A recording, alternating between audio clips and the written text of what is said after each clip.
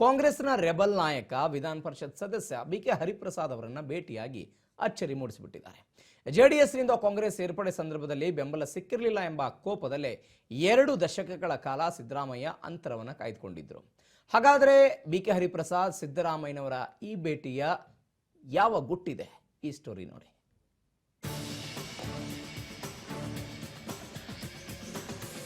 ಕಾಂಗ್ರೆಸ್ ಸರ್ಕಾರದಲ್ಲಿ ಒಡಕು ಬಂದಾಗಲೆಲ್ಲ ಎಐಸಿಸಿ ನಾಯಕರು ಮಧ್ಯಪ್ರವೇಶಿಸಿ ರಾಜ್ಯ ಕಾಂಗ್ರೆಸ್ ನಾಯಕರನ್ನ ತಿದ್ದುವ ಕೆಲಸ ಮಾಡ್ತಾ ಇರುವುದು ರೂಢಿಯಾಗಿಬಿಟ್ಟಿದೆ. ಅದರಂತೆ ರಾಜ್ಯ ಕಾಂಗ್ರೆಸ್ ಉಸ್ತುವಾರಿ ಸುರ್ಜೇವಾಲಾ ಎಐಸಿಸಿ ಅಧ್ಯಕ್ಷ ಕೆಸಿ ವೇಣುಗೋಪಾಲ್ ಜೈ ಹಿಂದ್ ಕಾರ್ಯಕ್ರಮದ ನೆಪದಲ್ಲಿ ರಾಜ್ಯಕ್ಕೆ ಆಗಮಿಸಿ ಪರಿಷತ್ ಸದಸ್ಯರ ಜೊತೆ ಚರ್ಚಿಸಿ ಅವರ ಅಸಮಾಧಾನ ಬಗೆಹರಿಸುವ ಪ್ರಯತ್ನ ಮಾಡಿದ್ದಾರೆ. ಇನ್ನೊಂದು ಕಡೆ ಸಂಪುಟ ಸರ್ಜರಿ ಕುರಿತು ಸಿಎಂ ಡಿಸಿಎಂ ಜೊತೆ ಬಿಸಿ ಚರ್ಚೆ ನಡೆಸಿದ್ದಾರೆ.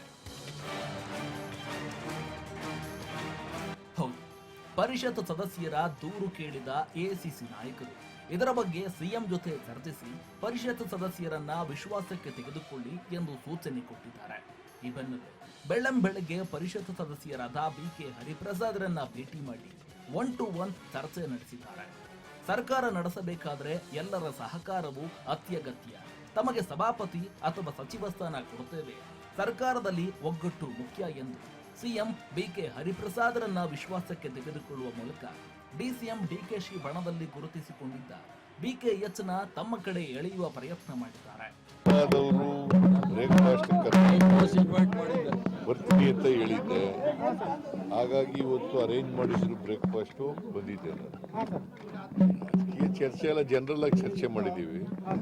ಮಂಗಳೂರು ಪರ್ಟಿಕ್ಯುಲರ್ಲಿ ಮಂಗಳೂರು ವಿಚಾರ ಚರ್ಚೆ ಮಾಡಿ ವಿಚಾರವನ್ನ ಮುಖ್ಯಮಂತ್ರಿಗಳು ಬಹಳ ಮಂಗಳೂರು ವಿಚಾರದಲ್ಲಿ ಹಿಂದೆ ಒಂದು ಆಂಟಿ ಕಮ್ಯುನಲ್ ಅಲ್ಲಿಗೆ ಈಗ ಸೌಹಾರ್ದತೆ ಬರಬೇಕು. ಅಲ್ಲಿ ಯಾವುದೋ ವಿಚಾರ ಮಂಗಳೂರು ವಿಚಾರದಲ್ಲಿ ಸಿಕ್ಕಾಪಟ್ಟೆ ಗಲಭೆ ಮತ್ತು ಕೊಲೆಗಳಾಗ್ತಿರೋ ವಿಚಾರದಲ್ಲಿ ಚರ್ಚೆ ಮಾಡ್ಲಿಕ್ಕೋಸ್ಕರ ನಾನೇ ಬರ್ತೀನಿ ಅಂದ್ರು ಚರ್ಚೆ ಮಾಡಿದ್ವಿ ಅಷ್ಟೇ.